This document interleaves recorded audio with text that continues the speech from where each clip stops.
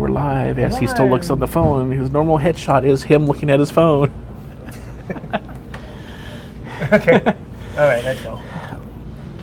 What's up? Actually, it's 7:08 here on the West Coast. I know I just tweeted out and put on Instagram and everything at 7:15. Yeah.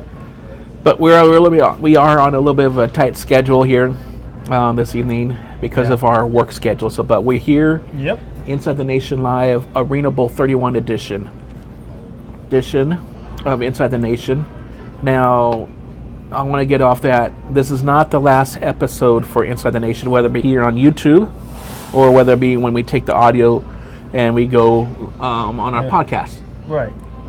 But what it is, it's going to cut down the frequency of our shows. Victor and I will be discussing that probably this weekend. Most likely we'll probably have maybe just 2 shows per month. So like almost like every other week. And they will still be on Tuesday nights. Yeah. Do you think Tuesday nights would be good, or we could switch it to Saturday nights? Saturday nights? I think Saturday nights. Like we still got to work on the logistics of it, but I think we'll do it on Saturday nights during the off weekend. Because like I said, we just rushed down here from work, and we don't want to have to do that. This week I'm working near where he lives, but that's just for this week. He lives quite a ways from me northbound, and to meet halfway, it's just difficult for our work schedules to do so and to do at this time. So I'm thinking that we'll do the off-season schedule will be officially posted on our website and everything and social media, but I think it will be on Saturdays. So that way you get Arena Football Fix on Saturday, the day that the game is supposed to happen. Yeah. And then also we know that the No Fun League is starting to take course. You know, they're already at least here in the area, in the San Jose area, they're advertising the NFL games already on TV for preseason. Which nobody likes to go to preseason.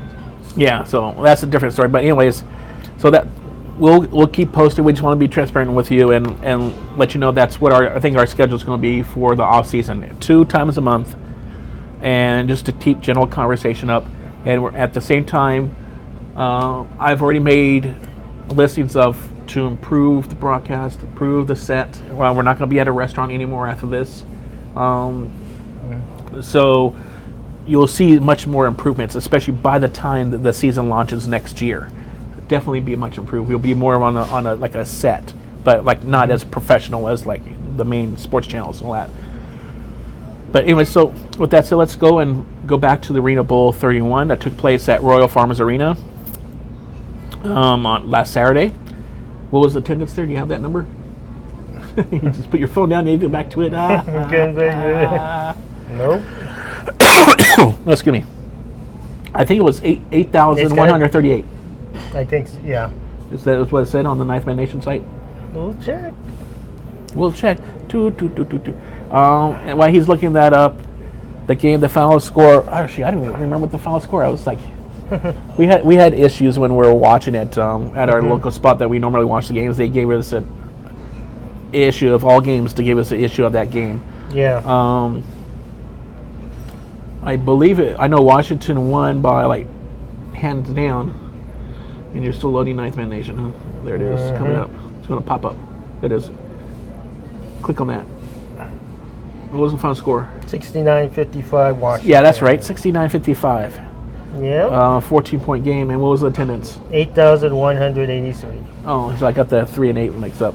Okay, so yeah, attendance 8,183. Yeah. And I could say there was mostly Washington Valor fans there. Yeah. They made the trek to Charm City from DC. From my perspective, this is from the get-go, that this was supposed to be a Baltimore home game, correct? It didn't sure sound like that when we were watching it and we saw some of the opening ceremonies. Yep. That why was all the Washington Valor gear brought up from DC? Yeah. You know, I'm talking about their little inflatable W or whatever they have, and the flamethrowers, like it was their home game kind of thing. Yeah. And then why was the Baltimore Brigade's PA announcer announcing like big plays from the Valor, like touchdowns and all that stuff, like the Valor were the home team? Because he did not do that during the regular season when the Valor were the visiting team. Mm-hmm. Why couldn't he kept the same? Why did he do? I understand you want to pump it up, and he was probably encouraged to do that, Mm-hmm. and that's what MSN wanted, so that they'll get the sound and the hype for the fans and all that stuff. But then it wasn't truly a Baltimore game. There was no home field advantage that way. No. So, but anyways, you guys say the game opened up with the Washington Valor on offense, and Arvell Nelson did his thing. Yeah. He basically took the game into his hands, and literally, and scored an ArenaBowl record 5 rushing touchdowns. That's absurd. Yeah. So he scored 5 times 6, 30 points himself, of just rushing. And then he had another score of 6 by passing 3 times to Douglas McNeil, the third. So he came on. He was strong. He was offensive player of the game. Arvell was, MVP. We announced that we thought that Arvell would be MVP probably about the start of the fourth quarter. Maybe midway through the fourth quarter. So he was just a beast that game. What were your thoughts on Arvell's play? Yeah. He just came out of nowhere, and he signed. He came from the Bell about 2 months ago, I believe.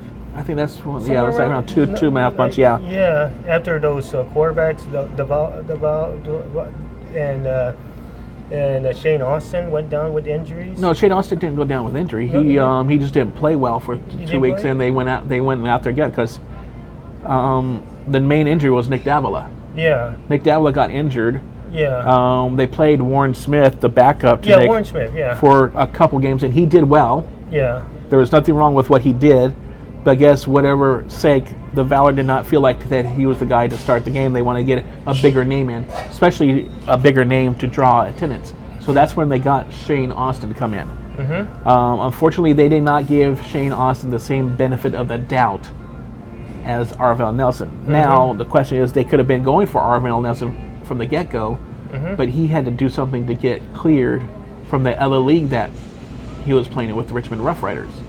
So Arvell was with that league. So I don't know what he had to do to get cleared, to get released from that league to come in to play with the AFL. I'm not sure what that league's rules are about that. I know the AFL's rules is not what it should be. I think it should be almost like a zero tolerance. If you're under contract with an AFL team, you cannot go to any other indoor league. And that's just my thoughts. That's why also it helps our league out to be keeping the players here. I know now that there's going to be expansion next year, that a lot of the players that are originally from the AFL that are playing those smaller leagues will be coming back. I'm sure they will be coming because they want to come back to the main league and the big boys. And now with the new CBA, I'm sure they'll be coming back with the higher game pay and all that stuff. Because I know the smaller leagues don't have that. They don't have the money, they don't have the contract, and they don't have the big market teams or anything like that, and the sponsorships like that. So yeah, Arvell came in after a couple of weeks of Shane Austin. Then Shane Austin, after being cut by Washington, was picked up by Philadelphia to fill in for Dan Radabaugh's torn labrum injury, and he did pretty decent there. And then they, of course, the Soul rushed Dan Radabaugh back from injury, but other than that, I think Arvell is just beast, both running the ball, taking the action, and also passing the ball. He did his passing duty to Doug McNeil as his main target. What do you think about Doug coming out of the woodwork? I did pretty well. I don't know what we can. Nothing I can say, but right down to the last regular season, they Valor got the win, and and then get into the postseason, So what was your overall opinion of how the postseason went with the so-called aggregate scoring? Let's just do how the aggregate scoring and who gets to go to the ArenaBowl. What was your thoughts about that? It's a horrible idea. Well, yeah. Also, take in consideration we only have 4 teams this year. Yeah. So as a regular serious thing, they're not going to do that. I know that. I think that was just a one-up thing. Yeah. So I don't know why they put like 2 games. It's a scoring. Had the most score go in the ArenaBowl. But it doesn't make a lot of sense. I just didn't like it. It was different. It's way different, yeah. But what got me screwed up this whole postseason is it was all this last minute rule changes. Yeah, I mean, you got like a half week before week 13. You make the rule change that the team that has the best record is not going to host the Arena Bowl. It's going to be the team that has the best averaged at home attendance during the regular season. Mm-hmm. You could say that's really sort of targeting Albany because Albany also had 2 more home games than Philadelphia. Mm-hmm. Apparently, they did have to have a minimal a certain amount of games at the Times Union Center for how they signed the contract, which I don't know why they would do that. Yeah. But so Philadelphia had to give up a home game.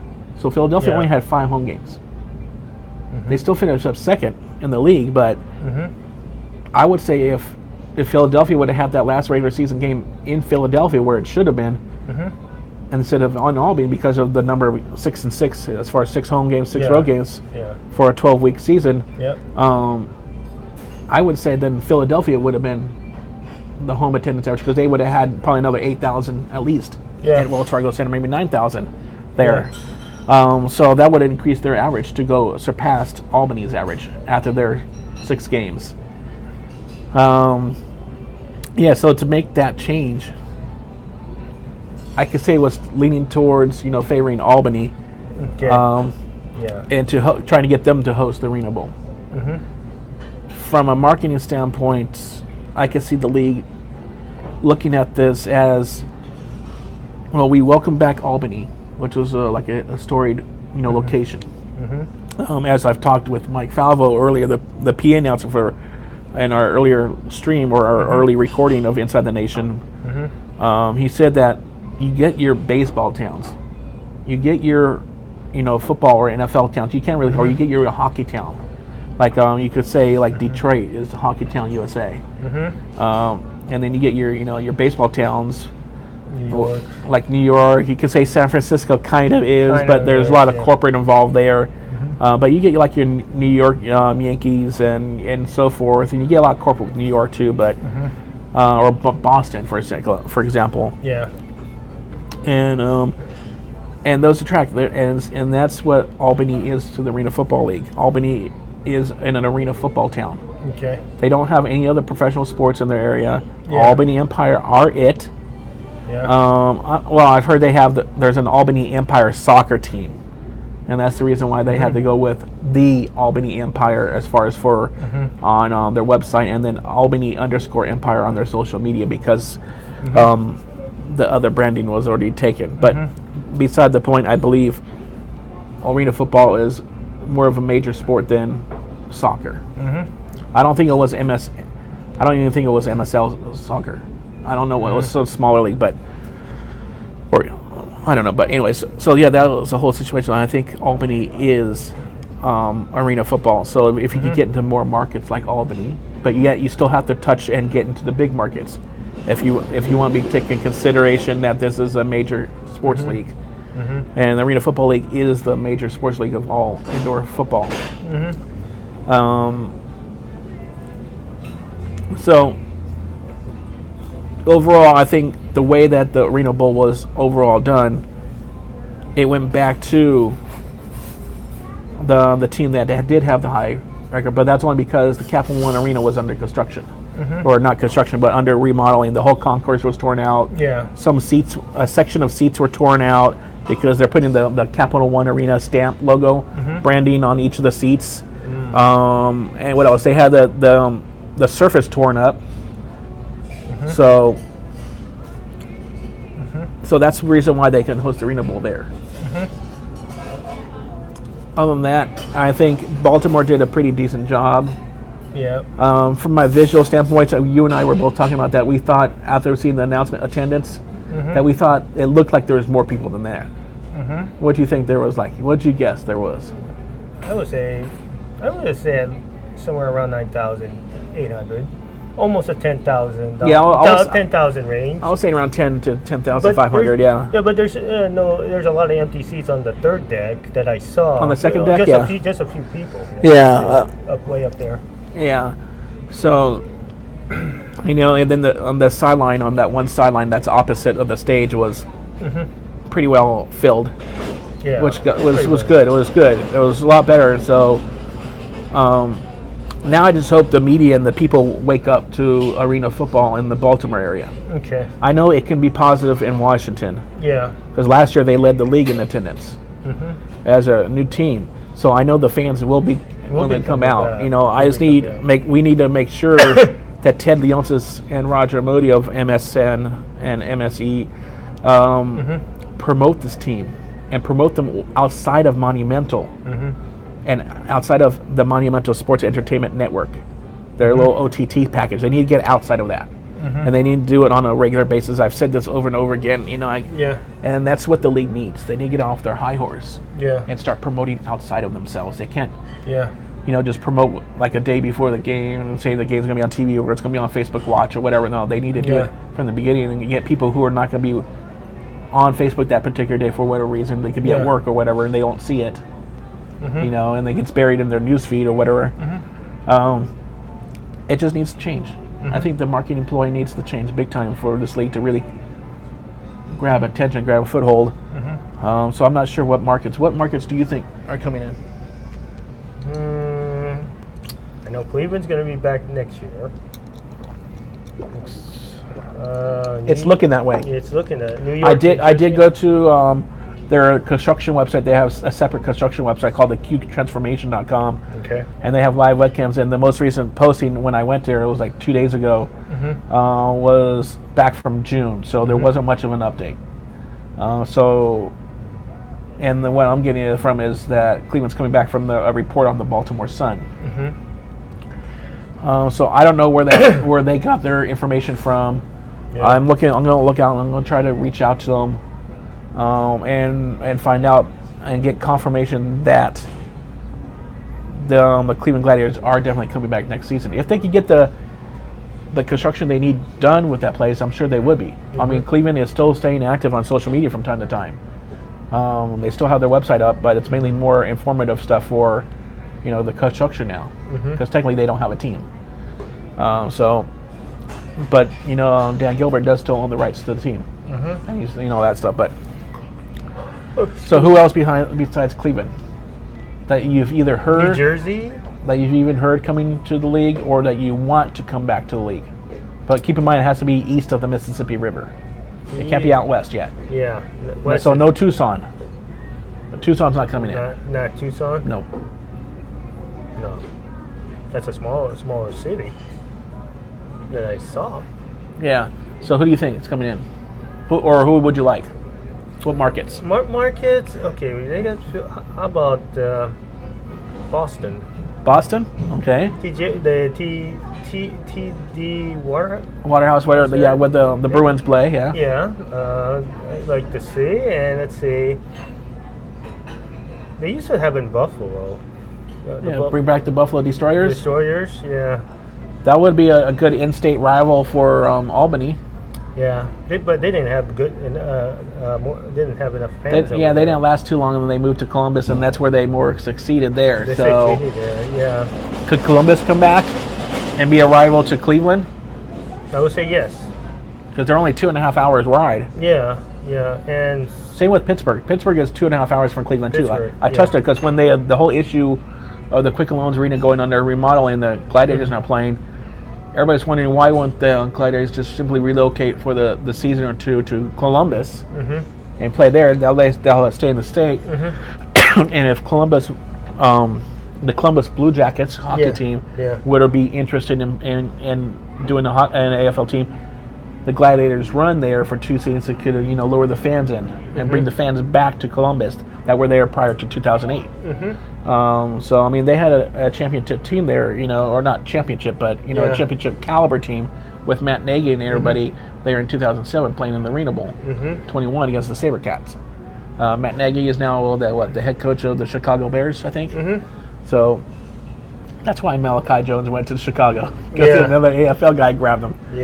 So you said Boston, and then who else would you like to see? What other city would fit the AFL Pro? AFL Pro. Let's see. I would say Nashville. Bring back the Nashville Cats. Nashville Cats, or Nashville. Would the Predators be interested? most unlikely. The Predators would have to be interested Yeah. in order to bring in the AFL team back to Nashville. I mean, Yeah. who was it that owned it before? It was owned by Tim McGraw, the country singer, and the Tennessee Titans of the NFL. But had a stake in it. Yeah. The late Bud Adams. Yeah, Bud Adams. So that could work. That could be a good quality arena football market. Okay. Yeah. So that's 2. We're gonna have you name 4 that you wish. You wish? Yeah, you wish, or you think that will fit the AFL program. Atlanta. Okay. Atlanta. Yeah, just on the East Coast. Right? Okay, so they would, if you're thinking the rival, Boston, who would be Atlanta's rival? You have to go Charlotte, probably. I guess, yeah. I think Charlotte's like 2 hours away. Yeah. The only way I know how they're close is because I know their airports, we call it. Mm-hmm. Yeah. I can't remember what the sky thing, the airport towers or whatever. Yeah. Atlanta has jurisdiction over Charlotte or something like that, but because they're so close. But yeah, Atlanta and Charlotte would have to come out. So that means Michael Jordan Company, who owns the Charlotte Hornets. Okay, so those are your markets that you want to see for next year, or maybe in 2 years in the future. Yeah. Okay. In the future. Now, one other city. one other city. Not New Orleans. It's gonna. Sorry, be, Nola. I would like to see. I would like to see more of the Midwest, Kansas City. Bring back the Brigade. You can't bring back the Brigade. Command. It would have to be Command. Yeah. Because the Brigade is already taken for the Baltimore team. Yeah. Yeah, Kansas City. I was gonna say St. Louis, but now St. Louis has bring back the AFL to St. Louis because they were there, the St. Louis Stampede. Stampede, yeah. Oh, that's back to about 2 or 3 decades, two decades ago. That's in early '90s. In the '90s, yeah. I think they were there for one or 2 seasons. They played at the St. Louis Arena. The Charles Schwab Center. The St. Louis, and then I don't think that arena was built back then. It may have been. Yeah. I don't think that arena. They played in another arena. The arena that the Charles Schwab Center replaced. But the Charles Schwab Center itself is getting to be one of the older arenas. It needs a lot of work. Right. And that's what the ownership of the Blues said. Okay. But there's like 2 other arenas that were being scouted when Butera was on his high horse. Yeah. Talking to AM radio there. Yeah. Huh. Yeah. St. Louis could be, but if St. Louis comes, it'll be like a St. Louis, Kansas City kind of thing, Yeah, the rivalry. If you do that like rivalry, Rams and Chiefs. I don't know if they really had a rivalry. They just more Internet, regional stuff. So that's what markets have you heard though? Those are the markets that you wish to come back. Right. So you want Buffalo to be rival with Albany, and then you want Boston, and Boston will probably be on their own. Yeah. Maybe Albany could be because Boston and Albany I don't think are too far apart. Yeah. Maybe 4 hours. So that's less than Washington and Albany. Yeah. Maybe in Connecticut somewhere.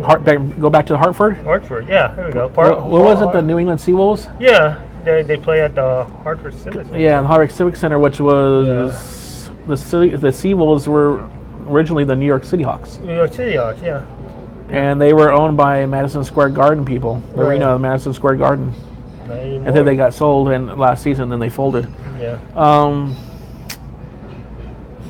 Okay, so my team, before we go on your teams that you have heard of coming back or being expansion, the markets I would like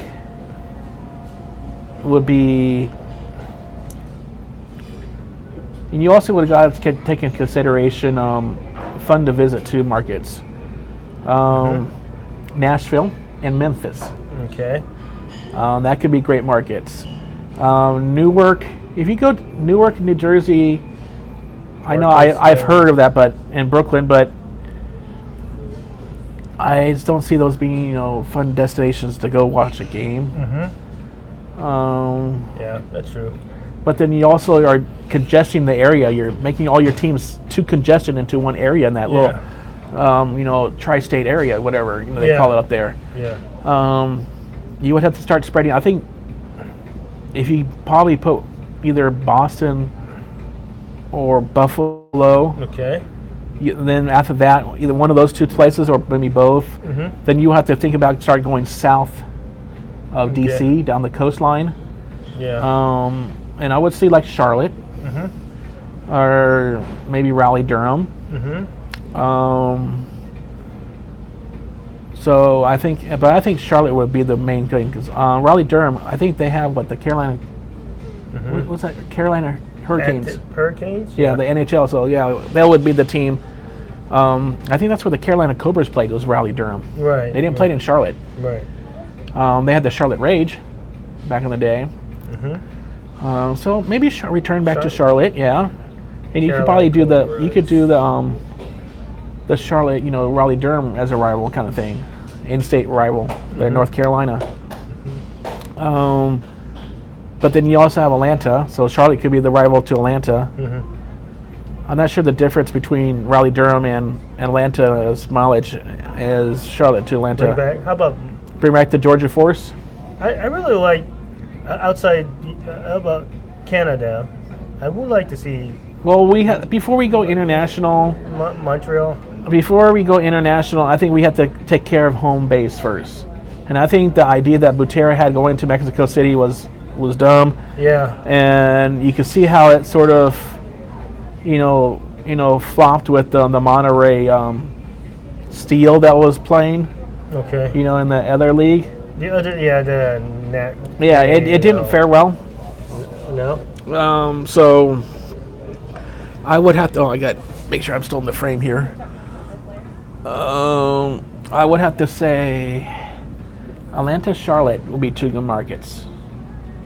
And then if you go a little bit west, then I'll say like Nashville and Memphis will be my good four markets to go to. Yeah. And those are also major hubs of travels. And there's both in Memphis and Nashville, you got plenty to do. I think Nashville's taken over as the entertainment capital of the country over Las Vegas. So you got that, and then Charlotte has some good places to go there. Yeah. Atlanta is just Atlanta. Yeah. So, I mean, not really touristy in Atlanta, but they're a major hub. So I would say those four would be good to go. And when you're doing those six. No, wait, what did I say? Charlotte, Atlanta, and then Memphis. Does Memphis really have a big? I know they have a decent sized arena for the Memphis Tigers. Yeah. For the NCAA, but does that arena configure into a good sized hockey rink? No. Or is that basketball only? I think they play at the FedEx Forum. Oh, that's where the Memphis Grizzlies play. Yeah, I don't think so. I think it's only for basketball only. I know they played the other old arena. That's the Pyramid. That's where they had the team there before. Yeah, they had a team before. Well, let's just say the FedEx Forum can configure into hockey, which I'm sure it can. And I'm sure like the Predators, Nashville Predators of the NHL could play there. They're like their exhibition games or whatever. Yeah. Okay, so let's just say it fits. So I would take Memphis, Nashville to be those two rivals, and then Charlotte and Atlanta, those two rivals. And with Memphis and Nashville, you're starting to come out west a little bit. And then I think within like the 2020 season, you can look at Detroit and Grand Rapids. Oh, bring back the Rampage. That would be a good in-state rival right there. Yeah. Yeah, Detroit and Grand Rapids. We haven't had those. They didn't face each other. Well, I think they faced each other before. Who, the Detroit? Detroit Fury and... I think Detroit Fury and Grand Rapids did play against each other, yeah. Once before, yeah. Once in one season, I guess, yeah. So I think those are my four teams, I would say. And then Detroit and Grand Rapids coming in 2020. And that would be a good thing. So now let's go back to the markets that we think that we may have heard of that are coming back. Yeah. Or are expanding to. So who do you think are the expansion markets for next year? Okay, Cleveland, of course. Well, they're not really expansion; they're returning. They're returning. So that doesn't really count. Tampa Bay Storm. That's not expansion; that's return. Expansion. Brooklyn. Okay. Brooklyn, I heard, and New Jersey. Yeah, that's what I also heard. Yeah, but they didn't give us any information about it. Well, there's no information about it. I'm not sure how they're gonna do it. I mean, yeah. The guy, what I think, I heard that the owner of the New Jersey Devils hockey team also owns the Philadelphia 76ers basketball team, and then he also owns the building where the Albany Empire play in. He owns Titan Union Center. So that, I forget his name, like James Harris, I want to say. Josh Harris, maybe. He's like a billionaire, real estate guy.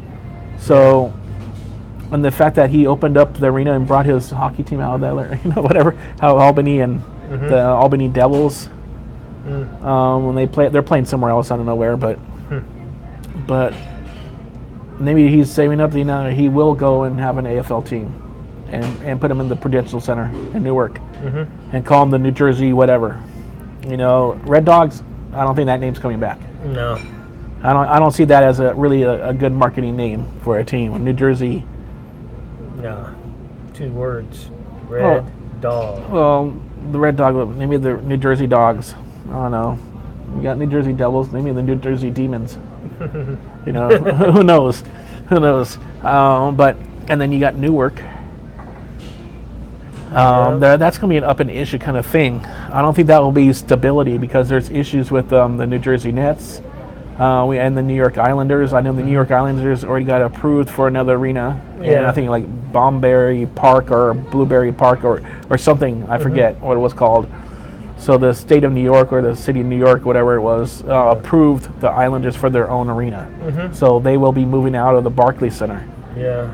Now with the Nets, there's this guy that owns Alibaba out of what's that called? La Jolla, California, that is interested in buying the Nets.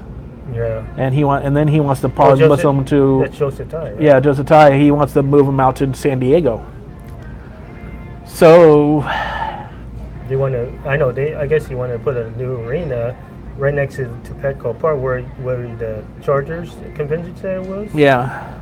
Yeah. So then we get him to own a San Diego AFL team when it comes time to start moving out this far west. Yeah. I know the sports. That sports arena.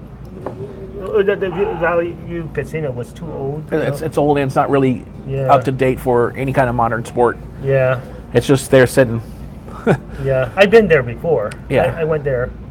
It was okay arena, but they don't have no luxury suites or something like that. It's just basically like Stockton Arena. Yeah.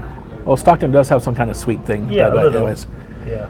But anyways, so those are the markets that we heard are coming back or are expanding. So we heard Newark, New Jersey, and Brooklyn, New York, and then we heard the returning of the war on I-4 for next year. The what? The war on I-4. The war on I-4. Oh yeah. Please don't tell me you don't. Okay, what teams are playing? Tampa Bay and Orlando. Yeah, Tampa Bay and Orlando coming back next season. But nothing's locked in stone. Things they could say it. Yes, they're going to come back, and they can maybe be 100% concerning that they're going to be coming back, but then they could last minute for whatever change their minds. So that's what we've heard is going on for the next season. So, but this season was better than anticipated with the four-team season. Yeah. We better had a better time. Of course, we updated our stuff to, as the league downgraded to 4, we updated to having video stream and creating more content. We're glad to have the most content on Arena Football League. We're not trying to take pride on that we do have the most content even over the league itself, and doing all these streams and podcasts and being on all these different platforms and social media and all that stuff. We want to see other people out there do the same thing. Get more content than just doing one thing. Even though one thing is better than nothing. Of course. But we want to see more content, and I think more content will help build this league too. To see that the people are talking about it and taking time out of their time. So I guess that's going to be it. It's going to be a shortened, version of Inside the Nation. This is the ArenaBowl 31 edition. I guess you could end things up saying that neither of us won over ArenaBowl picks, but he had at least a team there. So that's it. I guess we'll see you, or I guess I'll see you for the last. Yeah. Even there wasn't that many of them. I'll do a Facebook Q&A this Thursday night on our Facebook page, and if you have any questions, feel free to drop by, and I will do my best to answer them as they pop up on the chat screen. Thinking about doing a live thing with Periscope now, and we're going to work on things. So we're going to be hitting up all the live streams that we can, except for Instagram Live, and IGTV is pre-recorded. I think that's a special thing, and I think IGTV is going to get revamped, and I hope it gets revamped to where it's in the feed and not into the story format. It needs to be the standard, 16:9. I don't think IGTV is going to go that much further. I don't find myself comfortable or wanting to use it, and when I put videos up there, if I put a video on the feed, it looks good, but then if I put the same video on IGTV where I can get the centered picture, it blurs it out, so it's not that great. So from a quality standpoint, IGTV is not there. They're trying to make IGTV compete against YouTube. It won't. It will not compete against YouTube. Facebook tried that, and they're still trying to catch waves.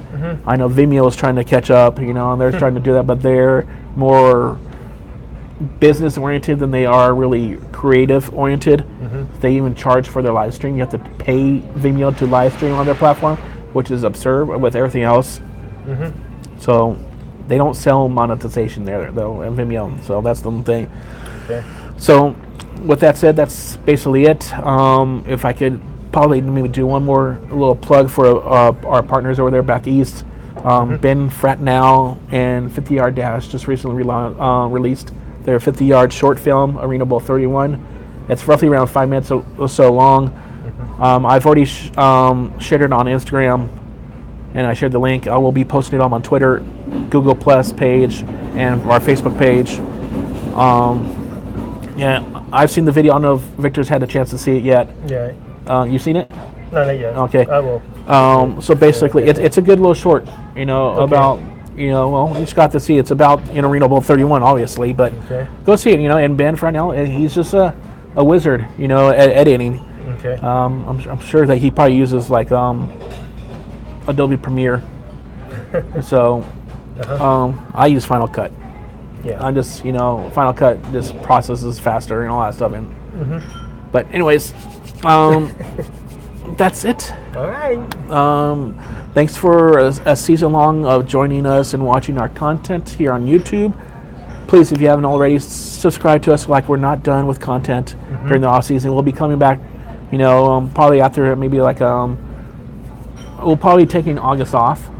Maybe we'll do that. We'll take August off, and do September. And September will come in the first Saturday in September, and then from there we'll do every other Saturday after that, and that's what we'll do. So we'll just take a month off, so that way we can come plan and gather and target. But your feedback's still welcome. If you want to get a hold of us, you can reach us at ninthmannation.net, and you can reach out to either myself or Victor. Email addresses are on our contributors page. And we'll possibly be looking out for people who are willing to volunteer to contribute next year and be a reporter for each of the teams next year. And Victor and I will be reaching out to the teams, letting know new people are coming in. They're going to be reporting firsthand and contributing to the Ninth Man Nation website as staff writers. So.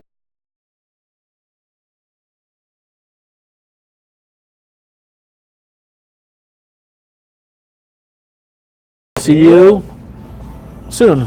Goodbye.